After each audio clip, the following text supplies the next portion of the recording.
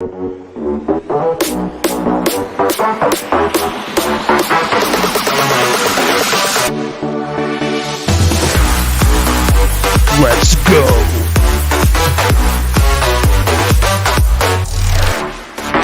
Are you ready for this?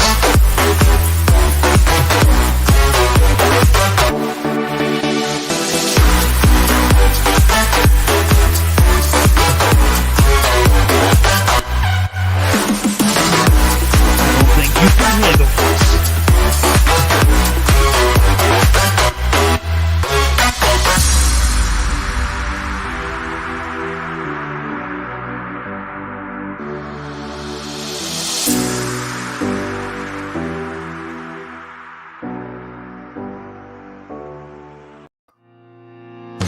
Pile in here and make yourself feel at home. The crowded booth is coming on. The Crowded Booth with Bryce Coon.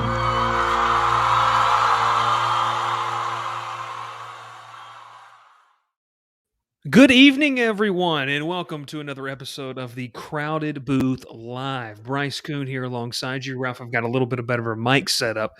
Shout out to Maddox. He watches sometimes. Shout out to him. So, Ralph, do I sound okay? How do I sound?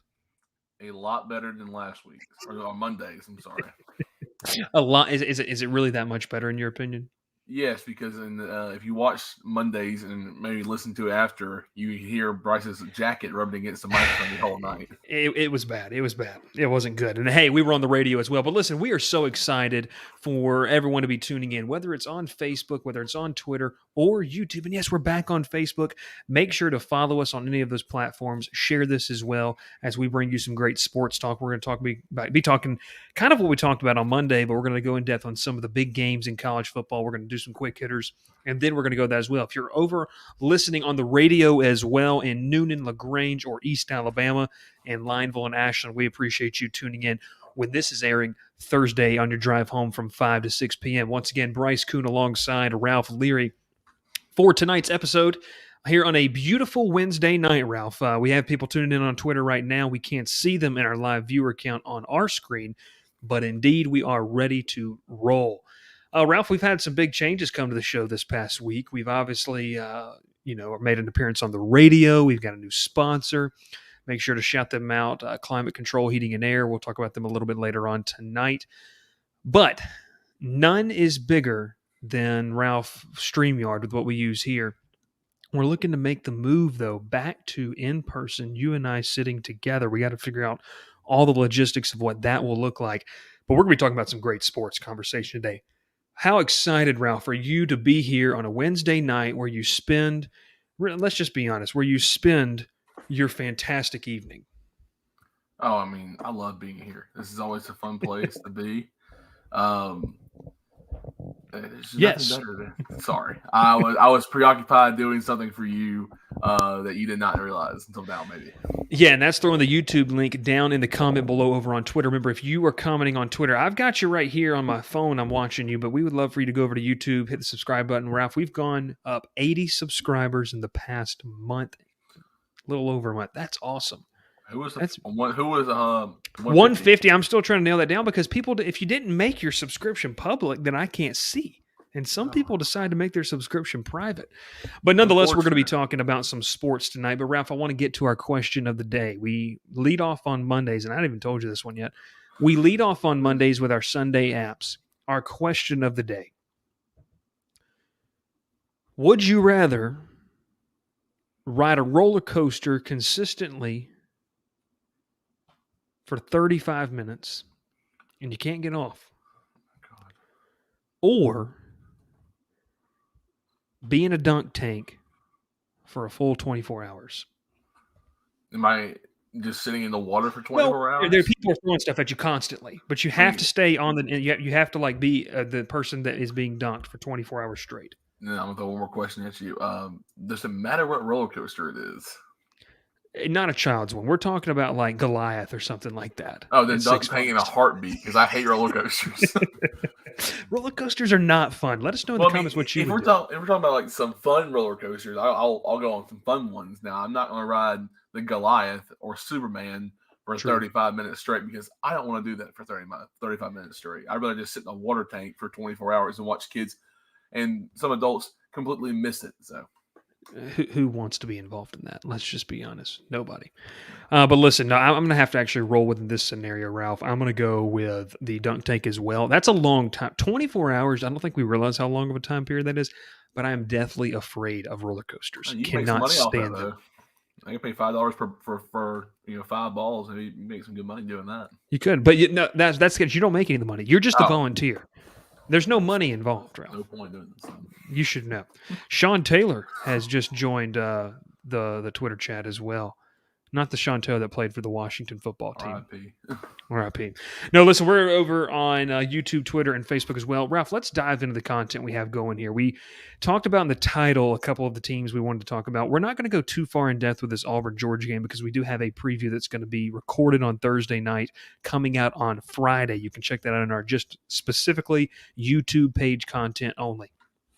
We're streamers, Ralph. We have our streaming content, but then we have our YouTube content as well.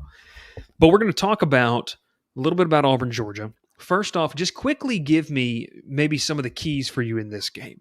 We'll talk more, and I'll say this. We can give our opinions. We're going to leave the expert opinions to the other guys, two other guys we got coming on the show. In this game for you, what do you see happening, and what's the biggest storyline heading into Jordan-Hare on Saturday? For one, who's going to play quarterback for Georgia? Obviously, JT's played some this year, and Stetson's played more of last week. Obviously, in a good game, but who's going to step up and be the quarterback this week? Obviously, Kirby hasn't said anything. I don't think, as of I know right now, I don't think he said anything. That's just for Georgia. I know Georgia's defense; they'll do exactly what they always do and just dominate. So I'm not worried about talking about their defense, but Auburn. There's a lot of things to talk about. Obviously, I'll let Zach talk about it tomorrow night on the podcast. But two things for Auburn really is just you gotta let Bo get comfortable back there again. I've said it 1,000 times this year. I feel like we saw him last week get comfortable at LSU, and he put the team on his back and won the game for him. You got to do the same thing again. He's at home. He'll be more comfortable at home. Get the fan base behind him and get fired up. I mean, it could be a little bit closer game than we expect. Secondly, the defense, you got to play the best game of your entire life. I mean, Agreed. It is. I mean, obviously, you're facing Georgia, who has a better defense than and honestly, I think they have offense, but you still got to stop them. If you make a few stops and you're able to keep the game close the whole time, the crowd's going to get into it, and that late, fourth quarter, having that fan base on your side definitely puts you in an advantage over them on the road. Yeah, I think that's big to talk about, Ralph, because when you see the advantages, and I think that's something that I want to talk about, is the advantages of home and road. Now, listen, this game opened up as a 14.5-point favorite in favor of Georgia. I think it's gone up to 15.5 now. Yeah. So this is something where I'm going to tell you one thing, Ralph, about this game, and we'll talk about it tomorrow night. And I know Zach is not an apologist of Auburn football by any means. He's been pretty harsh on them, some of the harsh realities that Auburn has had. But walk me through this. What Auburn has been very up and down. The inconsistency has been there. And I know the argument is, and I've seen some stuff on some message boards, but the argument is that Georgia hasn't played anybody. But what Georgia has done is taken care of business. And they've taken care of business against some really, really good teams. We'll get Richard Leary's coming here. I think Auburn needs to unveil their new magic mascot, a unicorn. Don't forget about the magic of Jordan-Hare. Richard, you're completely right. If this was 2017, I'd be living and breathing the magic of Jordan-Hare. You had an offense that had an identity. You had a defense that was the best in the country. And that was a team defense that had the best, I'll say the best front seven in the country, best defensive line, at least in the country. They don't have any of those things. Well, I'll say this. Two of those guys in the secondary are playing for the same team in the NFL right now. They won a Super Bowl last year. So. True. You are right in that aspect. It's a defense that has made its impact in the NFL. Yeah. But, yeah, I mean, I completely agree, though, with everything. Auburn just needs something to happen, one big play. Obviously, we saw, 2 years ago against Alabama, you had 2 pick sixes that changed the whole entire game for Alabama, and they couldn't really run off that. They got outsmarted toward the end of the game, and then Auburn's fan base was just overpowering especially for Mac Jones' first career start on the road at Auburn. Never an easy place to play, honestly, but if Auburn gets their fans into it, it gets too loud. Obviously, I know Stetson's played in loud places. He's played in Alabama last year, and JT is very well. He played this past year at it was a neutral site, but still, it's a loud place to play against Clemson. But so, no matter who they play quarterback, they're gonna be okay with the noise. But if Auburn just keeps it close, it could be a better game than we expect. But then again, you never know. You never know, and the problem for me, Ralph, is I don't think Auburn can keep it close. Oh, I completely agree. I don't think that they have the offensive firepower to be able to do that, and they haven't shown me consistently that they can do that. Listen, that game against Penn State, I don't think Auburn fans quite realize Penn State was seemingly felt like they were in control of the game the whole time. Mm-hmm. There was never really a point where you really felt like the big thing was. But the problem was that Penn State could never run away with it, and that's why the game stayed close. Georgia is a team that will run away from you, and Ralph, they will run across the state line into Columbus before Auburn realizes what's happened. This is something that I think Auburn is talented. They're going to be a bowl team. They're going to have just a fun, solid first year into Brian Harsin, but I don't think they have the depth to counter what Georgia can do on both sides of the football. And I know, I grew up a Georgia fan, you grew up an Auburn fan, and that's not that coming at me because we want to be unbiased on here. Mm-hmm. I think we do a good job of that, but this is, there's a lot of talk about people say the upset can't happen. The upset can happen, like you said, but the ball's going to have to bounce many different ways in Auburn's favor for this to really take a turn. Yeah, you really just need, obviously we always say like one or two big plays can change the game. Well, if Auburn needs to win this game, it needs about 10 or 15 big plays to change the game. And I mean that honestly because Georgia they're gonna score. Mm-hmm. They're not gonna have problems scoring. The thing is that Auburn's going to have a problem moving the ball. This defense is unreal. I say it is honestly as I possibly can. It's unreal because no one's doing what they've done or no one did what they're doing right now, honestly. And that's in my opinion what I've watched football for the past, honestly 16, 17 years. Yeah. But Georgia's defense is really, just dominating. Like you said, we said on Monday, the past two SEC games, they've outscored opponents 99-0. Mm-hmm. You're playing the SEC, no matter who they are. Vanderbilt's their own team, but Arkansas was a number 8 when they played them. And Arkansas's a team, Ralph, that had knocked off two top 15 opponents. Yeah. Well, you said it on Monday. This is a team in Arkansas. So going into this game, I think it's not out of the question to say that Georgia could run. This could get ugly.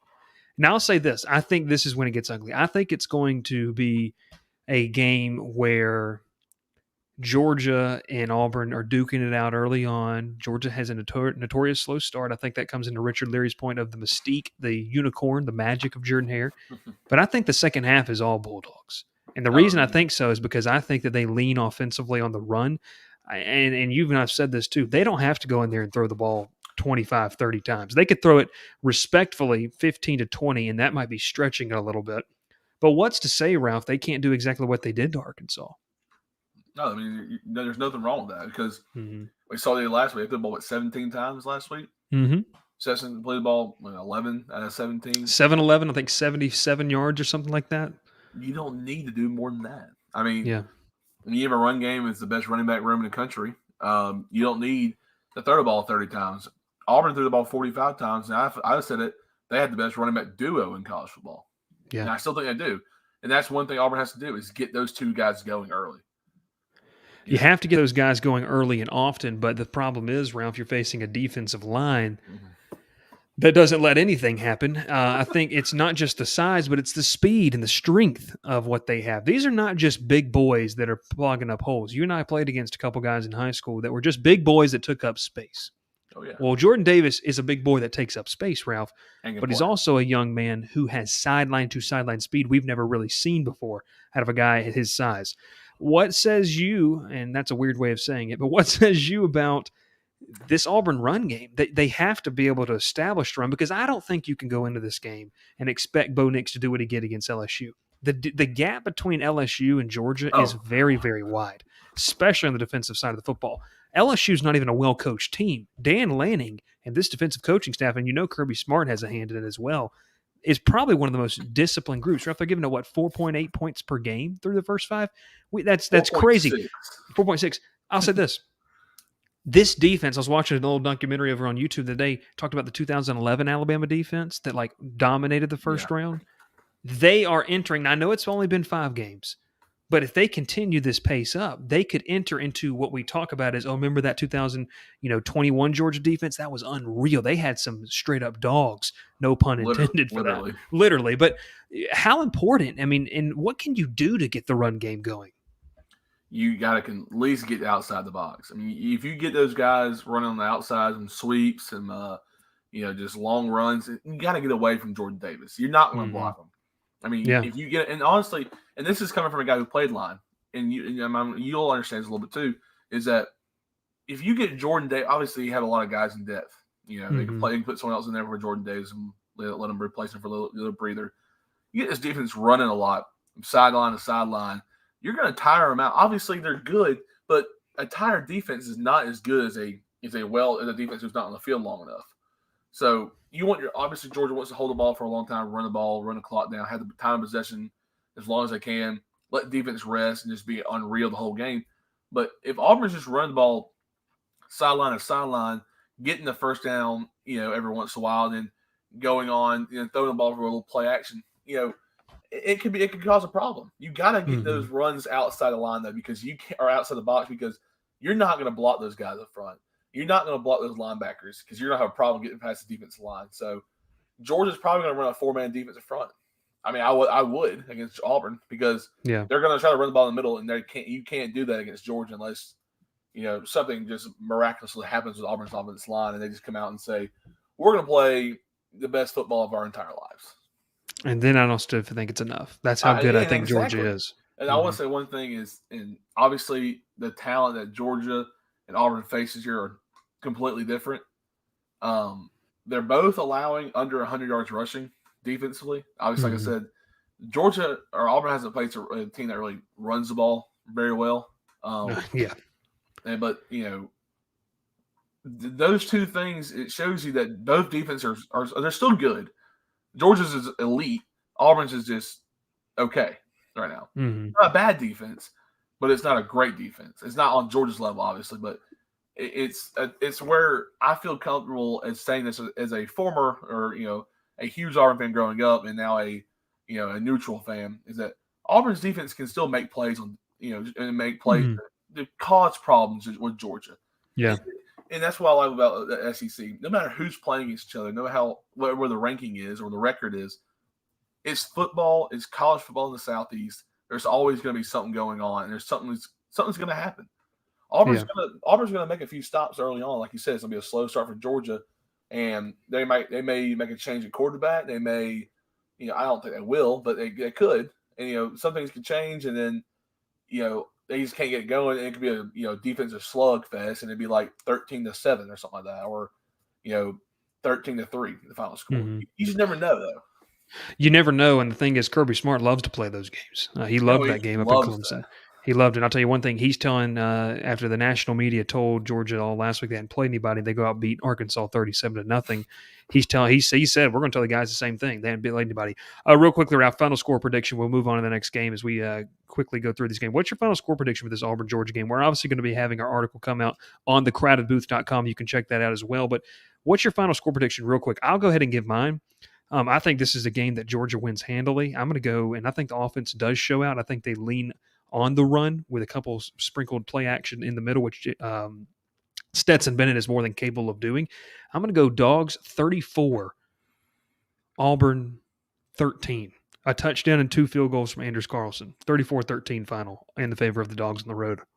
You and I have a very similar score, honestly. Mine's 31-13 also, or 31. And it's just because I think the same thing. Auburn's going to go out there and they're going to get a touchdown and a field goal. And maybe they're a field goal, honestly, toward late in the game. But I don't see Auburn really having a strong chance of competing in this game. Nothing against Auburn, just that Georgia's just too good. They're too good to do. You know what else is good, Ralph? Cook's Hot Dogs. When we come back, we'll talk about a little bit more about the Burnt Orange and the Red River Rivalry, the Cotton Bowl, Texas State Fair. But first off, the best scrambled egg in Columbus is coming up. Cook's Place began serving our signature hot dogs in 1985 from a cart on Broadway. We still serve the best hot dogs and scrambled dogs in town at the corner of Moon and Miller Road and at the landings. Our friendly staff won't let you leave hungry. Come in and eat to the beat with our 50s jukebox. Cook's Place. Fast service, great people, awesome food. What are you waiting for? Back here at the Crowded Booth Live, that was Cook's Place. Fantastic place to eat, Ralph. I think I hadn't told you. I think we're going to try to go there on Friday. So if you can make it on Friday, Cook's Place, Roy Cook, the man they call Sunshine, been selling scrambled dogs, the best scrambled dog money can buy in the Chattahoochee Valley area. Go check them out. Ralph, let's go west. We'll come back, but let's go west and let's go talk about the Texas State Fair, which is unbelievable. They have over 100,000 people per day there. Think about that. That's crazy. Texas State Fair, the Cotton Bowl, this is a big-time game. It's one of my favorite games every single year to watch because it's seemingly always entertaining. You have the Texas Longhorns. At 12 o'clock. I know you don't like the 12 o'clock kickoffs, but let's talk about this because I think this has the makings to be a game that people want to see. Now, the matchup predictor over at ESPN has Oklahoma as a 56.9% favorite to win this game, Ralph. I think this is the game where Oklahoma finally trips up. I think Texas has the recipe to beat them. I think Texas is also a team that don't rule them out. They're just 4-1. They're undefeated in the conference, Ralph. A one-loss Texas team that, if we still think, loses to a top 25 Arkansas program, as a Big 12 champion, could have a case for the playoffs. So they are essentially what we call a wounded animal. They know that to make a playoff, and I know that might be outrageous for some to hear, but to make a playoff, Ralph, and everything's so in front of them, they know they have to win. So there's a little bit of sense of desperation, I feel like, on Texas' side. You loved the hire of Steve Sarkisian for this offense. They did make a switch at quarterback. They went with Thompson, and this is a guy in Casey Thompson who came in as a replacement. He's been very, very good. This past in the month of October, the one game, he was 142 yards with a touchdown interception, but he did what he needed to do. And I think that was what was big, Ralph. In this game, Spencer Rattler comes in. He's already thrown 4 picks in 5 games for the Sooners. Do you see this mistake-prone Oklahoma offense making one too many mistakes against Texas and the Longhorns taking advantage? This is a Texas team you don't want to make mistakes against, honestly. You get them going. Bijan Robinson, to me, is one of the best running backs in the country. This Texas team's good, though. I mean, they lost to Arkansas, who's a good team. But they went and said, look, we got to change some things around. They went and played Rice and Texas Tech. They scored 58 points and then 70 points. They got the offense working now. They beat Texas TCU's last week. I think it's the first time they beat them in 3 years, actually. Or it's the first time they beat them on the road in 3 years. I think that's what it was. And Oklahoma, honestly, right now, has not proved to me a thing. Yeah. You come off week 1, you struggle against Tulane, who's not a bad team, but you don't beat Tulane by 5. You beat them by 35, more than likely. You go and play Nebraska at home, you win by a touchdown. You have West Virginia at home, you win by 3. You go at Kansas State and you win by 6. Oklahoma's offense has not shown me anything this year. Their defense has not shown me anything this year. Oklahoma is not a number 6 team in the country. Texas is not a number 21 team in the country. They're higher, I think. Their loss to Arkansas is bad because the score looked bad. We didn't realize how good Arkansas was going to be. Now the Georgia loss for Arkansas looks kind of bad, but then again, Georgia's really good. But well, I'll say this too. I mean, I don't the idea of good and bad losses. I mean, Georgia did what they needed to do. Oklahoma has not done what they need to do to impress me necessarily. Like you said, you talk about a Tulane team that does have a high-powered offense, but they're 1-4, 1-3 now. I mean, Tulane's an interesting subject. Kansas State, they've lost to Kansas State the past 2 years. They finally get over the hump and beat the Wildcats. And that's a rebuilding program really in Kansas State that's trying to find themselves near the top of the new Big 12 or whatever conference they decide or whatever happens with that. But Oklahoma in this situation, Ralph, they've got the pieces. There's no doubt about it that this team has the pieces to be successful and to be one of the top premier programs in the country. But they haven't played like it. But the good news is for other teams that hadn't played like it, i.e. Auburn, i.e. Clemson, they have losses. Oklahoma doesn't. Oklahoma has found a way to survive. So it's one of those things, in my opinion, Ralph, where you have to say, is Oklahoma finally going to wake up? And if they do, if this is the game, and we see what Lincoln Riley, who I still think is a great head coach, he's a great quarterback coach as well. I mean, you see what he's produced in the NFL. What is it, 3 NFL starters he has right now? Yes. Jalen Hurts, Kyler Murray, and Baker Mayfield, 2 Heisman Trophy winners. So Oklahoma could be a sleeping giant that wakes up on Saturday. If they do, then I think you have to pencil them for a Big 12 championship, pencil them in for one of that third playoff spot. But like you said, they really haven't proved that to me yet. And I think that's where I have a problem with saying that this game's just going to be a cakewalk. Listen, Texas has struggled in recent years, from Tom Herman to Charlie Strong. I know that just hurt Burn Orange fans. But Texas, in my opinion, this could be a big win for them. Their back's against the wall.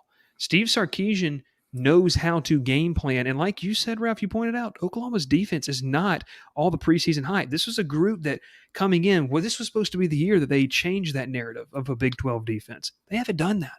Texas can score some points, but it may be cliche, and I know you get a little ragging because sometimes you say it comes down to in the trenches, and I feel like I get some ragging because I say it comes down to the turnover battle.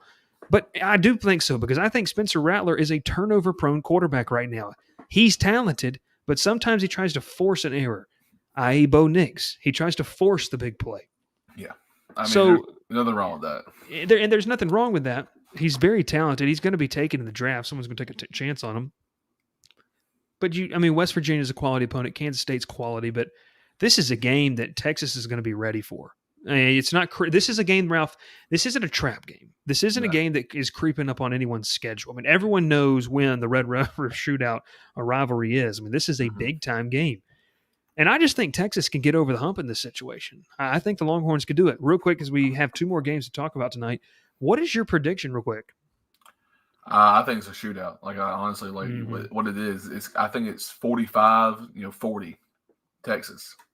Yeah, thanks for giving me the winner in that scenario. Sorry, I honestly was like, you know what, I'm gonna say it's a shootout, and then I'm like, oh wait, I need to tell who's gonna win the game. It's just be 45-40. We don't know who the score of the winner is gonna be though. Yeah, I like your idea. I'm gonna raise you one. I think final score is 42-38.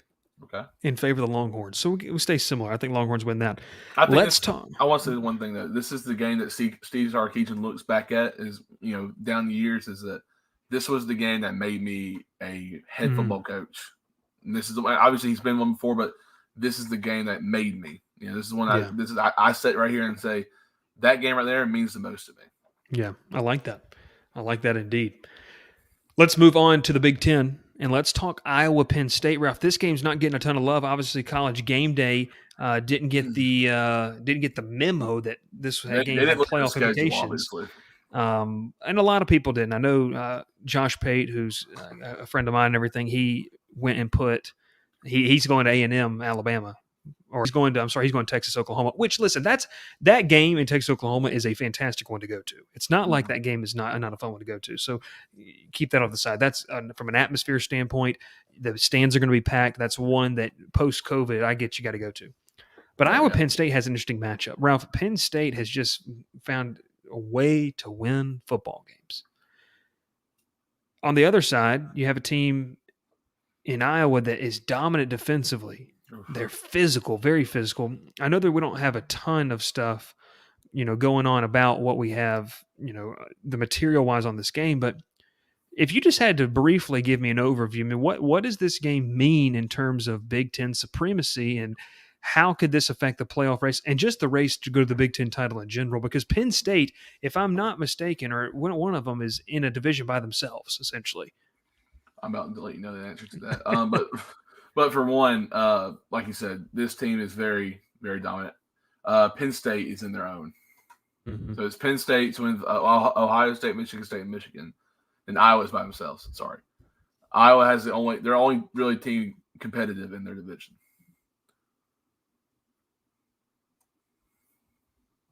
You okay? Oh, sorry. Frozen there for a second. Didn't quite see you.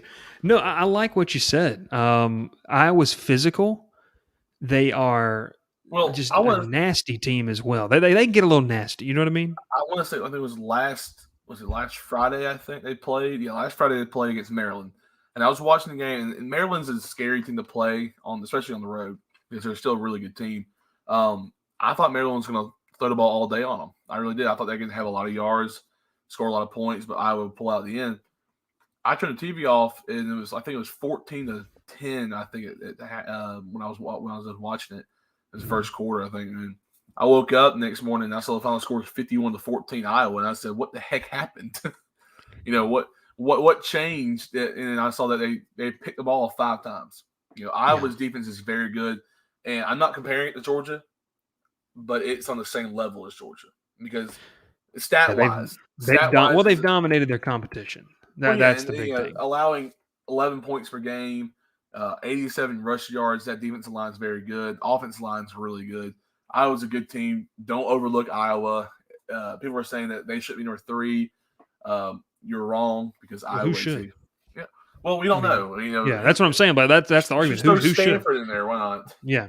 Well, Ralph, Penn State's a team that's only allowed 12 points a game, and they've got a big win against Auburn, which that's depending on what happens this weekend in Jordan-Hare, that win could look even better. Penn State is scoring 30 points a game compared to Iowa's 33.2. It's almost identical. Now, the difference is Penn State's offense is gaining more yardage. Here's my thing about Iowa. Iowa's defense is a team that can give up some yards. They give up 320 a game, which is in today's day and age of college football, that's not too much. But what they don't do is they don't give up points within the red zone. Mm-hmm. It's like once you get inside the 20, we're not going to let you score. And that's what's been very, very impressive to me about what Iowa's been able to do. So quickly, we'll take a take on this. How do you feel like this one's shaking out? I mean, this is a tough one. I mean, Iowa's favored it's almost a 60-40 split according to the ESPN predictor here. But how do you feel about this game? That 1.5 spread is right on the line. I really think it's a 1 to 2 point score to the end. I mean, yeah, I'm thinking like 17-14. 14-13. I mean, it's a slugfest. Now, and then, I could be wrong. It could be a blowout. Who knows? Mm-hmm. But we finally see, and I'll say this now, whoever wins this game is the Big Ten champion. I have to say, because if Iowa wins this game, they're easily in the Big Ten championship game. Hey now, don't forget about the Michigan State Spartans, undefeated and number 11 in the country. Oh, I completely agree. But they still Michigan State still got to play Michigan and Ohio State. So they got 2 hard games left. Iowa, as good as the team they are, they don't have anyone on the rest of the schedule after this game that's hard. They got Purdue, Wisconsin, Northwestern, Minnesota, Illinois, Nebraska. Yeah. And nothing against those teams is a cakewalk in that division, in that conference for those teams to play. So if Iowa wins this, they're in the Big Ten championship game already to me, and they have a better chance of winning it. Well, we had let's say it like this. We had one last game we were going to pick here, and I just made a switcheroo. So if you're tuning in because you saw the title, you said Go Crimson Tide, I'm throwing that one out the window. I'm going Arkansas Ole Miss. Okay. This is a game that I think is really big, Ralph. Ole Miss, they're obviously playing it in the Grove. It's a noon kickoff, and so shout out to Rachel Leary that's going to have to be up. Don't even – listen, Rachel, if you're watching, she's probably studying – or someone clip this and send it to her. Don't even go to sleep on Friday. Like spend all night and just turn around and sleep at around 5 from 5. I mean, there's no point. I mean, there's absolutely no point. She's probably got work Friday night, so she'll go home and work. She'll go home and sleep till 10:30 and be up in the game at 11 o'clock. So it's an hour. It's kickoffs at 11 o'clock for her. So exactly, Ralph. It's an Arkansas team that comes in with. I don't think Razorbacks necessarily come in with the tail in between their legs, but if they could, this would be a game that they came in. They will. Both teams honestly should. Both teams really should. Like you said, when you look at this game, to me, Arkansas is physical. Ole Miss knew last week, Ralph, they didn't have the horses to be physical enough with Alabama. Yeah, I mean, I don't think that I don't know if Ole Miss defensively can stop Arkansas. I think Arkansas could control the clock. And Ralph, I'm going to go ahead and say it. I think Arkansas beats Ole Miss. I think this could be a game where they could do. That's not a bad thing to say, though. I mean, it really is. I mean, it's not too big of an upset pick. These teams are 17 and 13 in the country, but I think Arkansas defensively, they're going to be a little ticked off about what happened last week. Also, Ole Miss is not going to run the ball 700 times against them like Georgia did. Yeah. They're going to try to air the ball out. I think they could get to Matt Corral. This defense is still very, very good. Yeah, both teams took a butt whooping last week. That's the best way to say it. They really got the eye-opener loss. Both teams played the number 1, number 2 team last week. So this is a game that they need to answer back and say, we're not as bad as we were last week. I think Arkansas is going to do the same thing. I think exactly what you said. Their defense is too good. Offense is just going to take time off the clock. They're going to make Ole Miss have to score in short drives. They're going to make them score, every single drive. They don't get the ball very much, I feel like.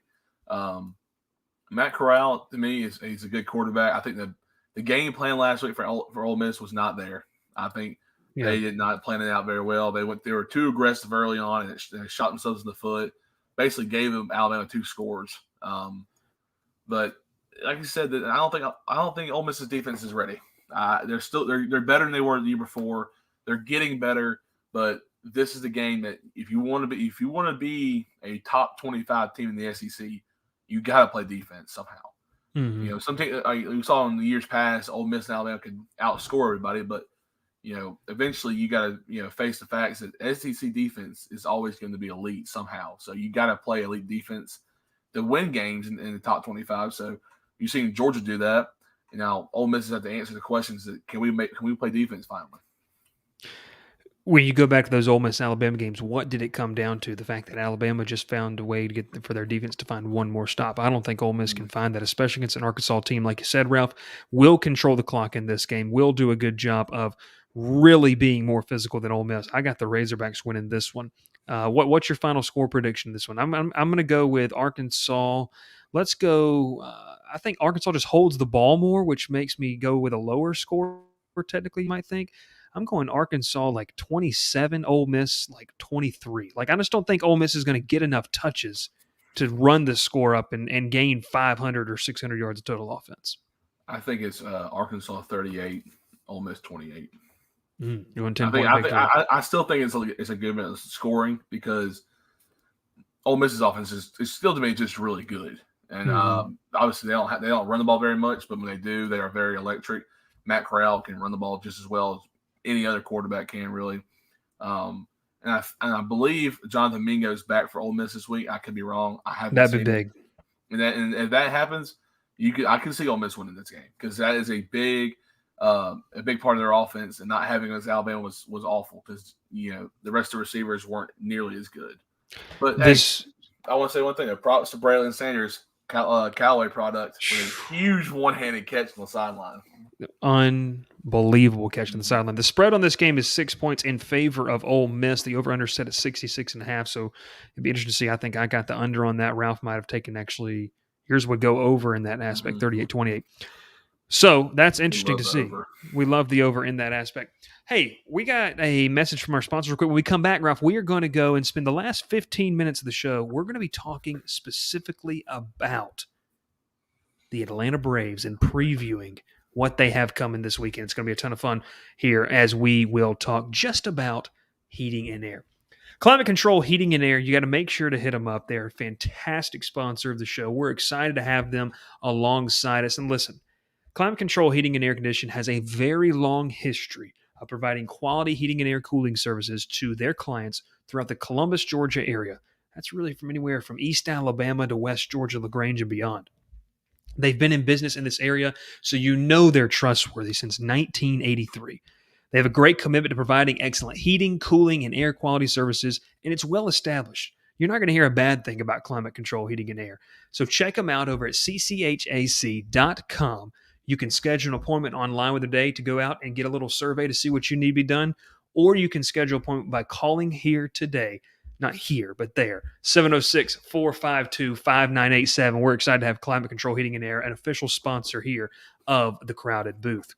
Going to head back into the studio now with Ralph Leary. Ralph, we've got 16 minutes. We're over here on the radio. They're going to be tuning in on Thursday night. This is Wednesday night when we're live here on Facebook, YouTube, and Twitter. The Atlanta Braves are indeed going to be in the playoffs once again. They are in the NLDS. They're facing the Milwaukee Brewers. So, Ralph, put it on me because I want to talk about this real quick. This game, in my opinion, in this series, Ralph, you forgot to put the screen on me. It's okay. Put the screen on you. It's okay. Oh, I'm sorry. I got you right here. No worries. My bad. That's reading radio. That he's reading something. This game right here and this series for the Atlanta Braves is winnable, in my opinion, because this team is close. For all the stats nerds, the analytics people out there, that's fantastic. But to me, you can't quantify what happens inside a clubhouse. You can't quantify what Guillermo Heredia does for the psyche and the mood of this team. You can't quantify what Ron Washington does when he's walking down the hallways and he's just, hanging out and cracking up with other players and everyone feels loose. You can't quantify what Ozzie Albies, Dansby Swanson, Austin Riley went through last season what makes them grow for this upcoming season. I think Atlanta has a real shot to make a run in this playoffs. Now, listen, it's going to be hard to replicate and duplicate the success they had last year, being just one game away from the World Series. But I want you to look at this, and you can look at your postseason brackets. We're going to be in the building on Monday night, Monday afternoon, we're hoping. Atlanta is going to be interesting to watch because the starting pitching is better than we had last year. Charlie Morton and Max Fried are two of the best pitchers in the playoffs. Charlie Morton is arguably the second best pitcher in the playoffs right now, third statistically on the National League side behind Max Scherzer, and you could compete with Adam Wainwright and Charlie Morton. That's how good Charlie Morton statistically has been in the playoffs in the past 5 to 6 seasons. He's been the best statistically in the playoffs. That's how good he's been. You cannot discount what a difference that you have in Game 1 throwing Charlie Morton instead of throwing Fried and then going into Anderson last year. We also talked about experience. What does Ian Anderson do in that capacity? This is a guy that grew up in the playoffs last season. We saw him have some dominant starts until he got to the NLCS. He got roughed up a little bit, but he found a way to get through. What does that do for his confidence now? He's pitching decent as of late. He had a good last start. That last series against the Phillies that really mattered, we'll say, was a playoff atmosphere in Atlanta. Charlie Morton shoved. Max Fried did a fantastic job on the mound. And Ian Anderson had all the pressure taken off of him, and he still went 6+, gave up 2 runs, and kept his team in the ballgame. I'll also say this, and I'm going to bring Ralph back into the fray. Power translates to the postseason. And you say, well, okay, why? Because if they start striking out, then that doesn't make much sense. Power translates because the pitching is better. A pitcher is more likely to make one mistake that a guy can take advantage of than for a team that likes to play small ball, like the Giants in this situation, who can string together a couple hits. That's really hard to do in the postseason. Get a single here, a double, a single. That's hard to do against the elite pitching, which is what you're facing in the playoffs. I think Atlanta's lineup is deep. It's one of the deepest in the whole playoffs. We saw what happened last night between Boston and the Yankees. Ralph and I were talking about beforehand. New York does not have a deep lineup. They didn't, and it came back to hurt them. They had a lot of holes.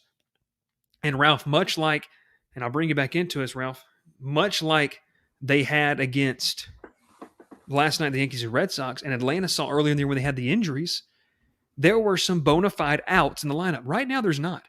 The bench is probably as good as it's ever been in the playoffs in the past 4 seasons. So the thing is, well, the injuries. Okay, well, they did all of this without Mike Soroka. They did all of this without Ronald Acuna. So it's not like the injury turned around and hurt them. And I'll say this too about the team. If you still had Ronald Acuna, you probably wouldn't have Soler, Rosario, and Duvall and Peterson. You may have one of those, but you're not going to have all 4. Brian Snitker can play the matchups, and I want to say this too. All the hate against Brian Snitker all year. This guy and Brian Snitker is one of the best managers of baseball. And you know why? Because every single night he went out there, and you listen to the podcast, you hear from the writers, he was ready to blow up. Because he had no answers.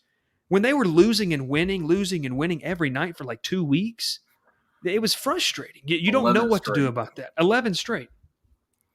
So for this team, how Snitker kept his composure, and I guarantee you when he went to bed at night, he was tossing and turning, and he even said in a post-game press conference he was wearing out his mattress because he didn't know. There was no recipe. But he kept it together, and that is so big. And then there's no stat that tells you what the camaraderie and how loose guys are in the clubhouse before the game. And I think this team, they're no longer, by age-wise, Ralph, they are indeed young still, but by playoff experience, they're not. No. They've gone through the brutal beating of 10 runs in a first inning against St. Louis. They've gone through absolute heartbreak of blowing a 3-1 lead. They've seen really a ton of stuff. And I'm not really into the whole knock on wood, you jinx them, but this team has seen just the worst right now that you could see in the past 2 seasons of the playoffs. You can't get much worse than going down 10-0 in an elimination game. You can't go much worse than being 1 win away from the World Series and getting swept. They've seen a lot, Ralph. I think the camaraderie is there. I think the chemistry is there. They have all the right ingredients. And the benefit is they get to play the Brewers, who are talented, very good pitching staff, play very well defensively. They got some good offensive pieces as well. But there's a chance, depending on what happens tonight, Cardinals are currently up 1-0 out in L.A. they wouldn't have to face the Dodgers. The two teams I don't want to face in the National League side are the playing Cardinals right and Dodgers, and Yeah. you're not going to have to face one of them. You know that. I Yeah. think Atlanta matches up well with San Francisco. San Mhm. Francisco's not a big power hitting team. They're that team that can get singles. Atlanta, Jorge Soler has fit in seamlessly. Ralph, I'm telling you one thing. I loved him at the top of the lineup. Freddie at the 2-hole, Ozzie, Riley. I mean, Austin Riley's coming to his own. I'll give you a second because I just talked for 8 minutes about this, but this team in Atlanta, I think they've got all the right recipe. I know it sucks to not see Ronald Acuna out there, but they've got the recipe to really make a nice run. And the thing is, too, lastly, they've got the starters, and I know the bullpen's been shaky, but you got a guy like Matzik and Luke Jackson you know you can count on. Yeah. If a guy like Richard Rodriguez returns to the form that he did, maybe Jacob Webb goes back to where he had 20 appearances, Ralph, where he was dominant. Mm-hmm.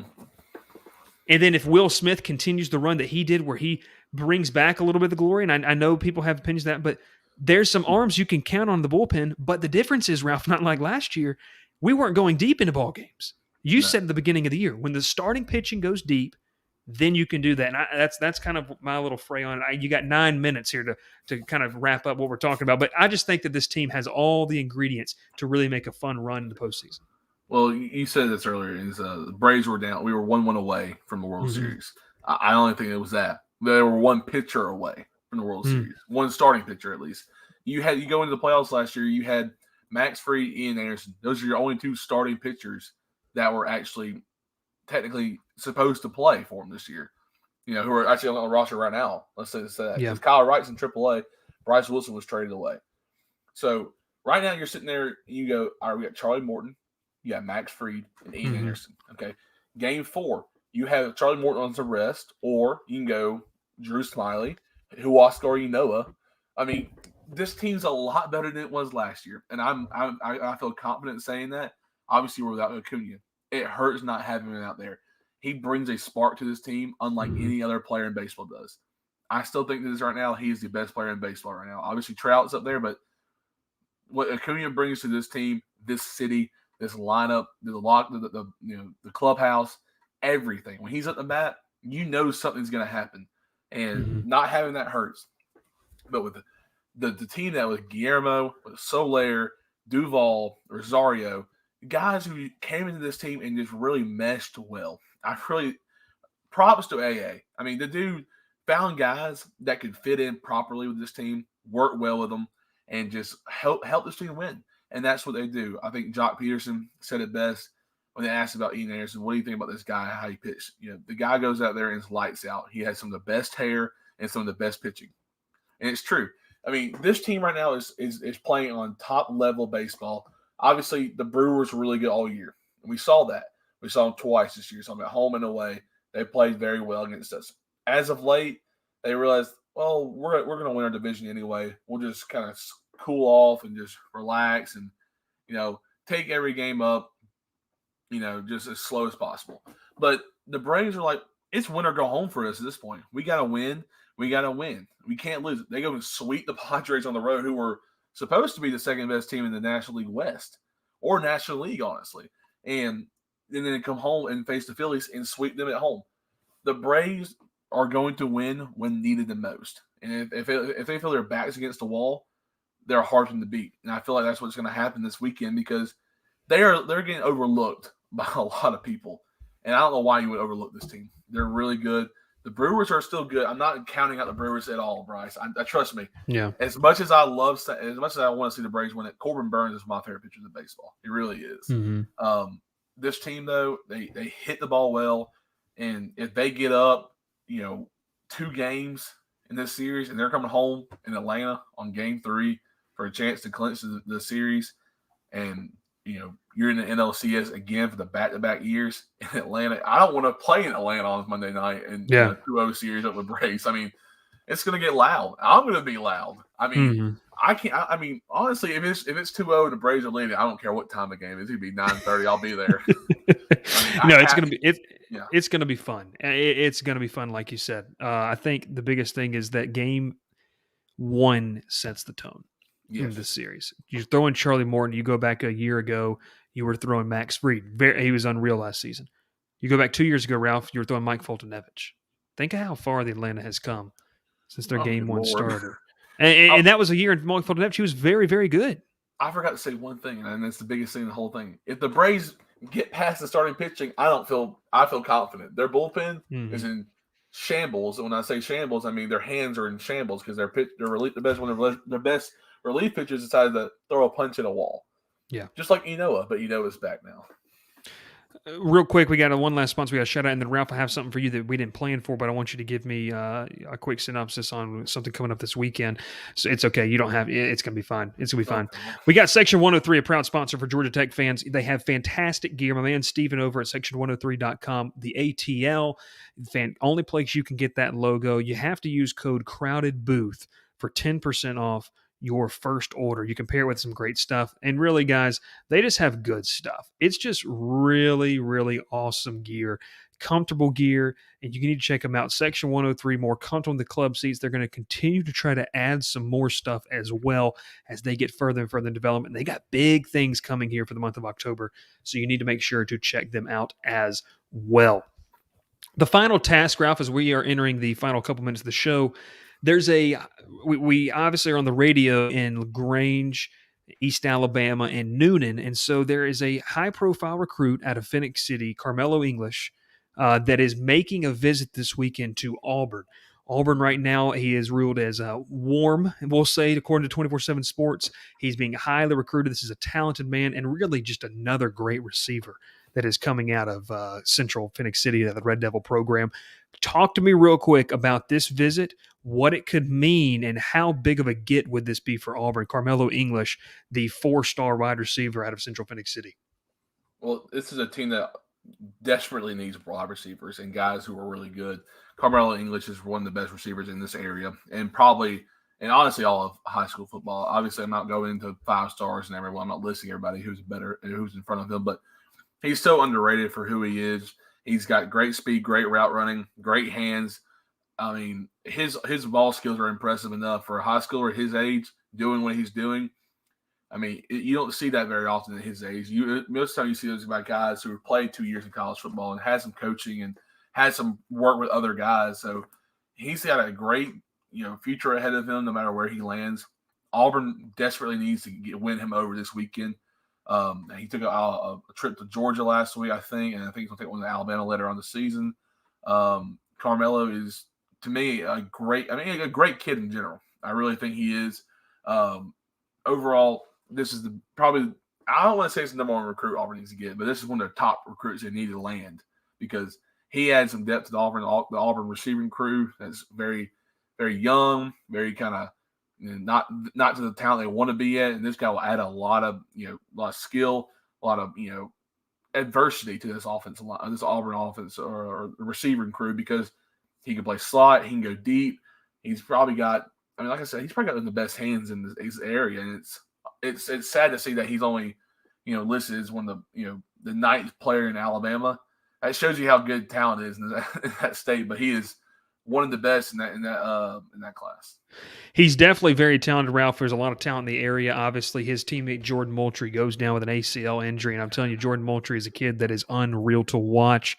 Central is absolutely loaded, Ralph. I know we haven't done as much high school coverage as we wanted. We're going to kick that off a little bit more with the radio coverage around East Alabama and West Georgia that we have covering. It's a talented group. Troop right now is sitting pretty. Harris County is another team that is destined to probably make the playoffs in some form or fashion. Brookstone in Columbus has done a fantastic job. I know some people don't like when we talk about Brookstone, but they've done a great job. Ralph, they got a forfeit win. They've got a date on their next game. They literally, Ralph, have 2 weeks to prepare for Trinity Christian. So if you're in Columbus, number one team in the state. Yeah, I mean, who absolutely demolished Prince Avenue or Elka the other week. It was Elka, Eagles Landing Christian. So make sure to make your way in, check that out. Hey, Ralph, we're out of time. It's been fantastic to talk to you. As always, it's a fun time to do this show. We enjoyed it. Here, as we plug it real quick, crowdedbooth.com. Head over there. I'm Ralph. I'm Bryce Kuhn. He's Ralph Leary at the Crowded Booth, Facebook, Twitter, and Instagram. Make sure to follow us there. Check out Cook's Place as well. It's a great place to go get some good scrambled dogs. Section 103 in climate control, heating and air. If you're interested in sponsoring and partnering with our show, hit us up at crowdedbooth@gmail.com. We also have a weekly mailbag that comes out. We're excited to talk with you about anything you may have from regional, local, and national. We're sitting there to talk to you about everything that we have going on. It's been fun. We're out. make yourself feel at home. The crowded booth is coming on. The Crowded Booth with Bryce Coon.